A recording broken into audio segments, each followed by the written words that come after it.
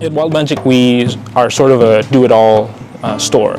Our main business is actually to host Dungeons and Dragons games, but we also sell dice, we also sell miniatures, and we also kind of want to help people like cultivate their Dungeons and Dragons hobby by being able to learn how to paint those miniatures.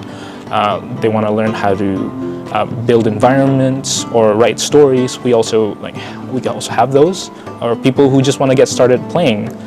We also have dungeon masters who we can call up anytime, and they can just sit down here and host a game for you guys. So yeah, we're a do-it-all Dungeons and Dragons shop, basically. Hi, I'm Yazin. I'm the owner of Wild Magic Store, and we like to play Dungeons and Dragons.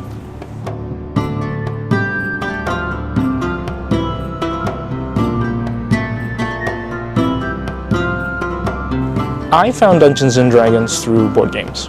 I love board games. I love card games as well. But there was always like small limitations to board games where if you were in a Dungeons and Dragons game, you can be anyone you want. You can do anything you want, and you can play out the story as you want it to play out. And that's, I think, the biggest thing about Dungeons and Dragons is that you get to create your own stories with your friends, and that's in itself like the biggest pull of Dungeons and Dragons.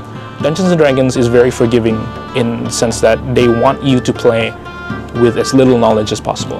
And when you want to be a dungeon master, you sort of have that creative bone in your body where you feel like you want to write stories, and you want to be able to create these environments, and everything else is just extras. You know, like you can build little dungeons, you can make draw little maps for your players to give them an experience.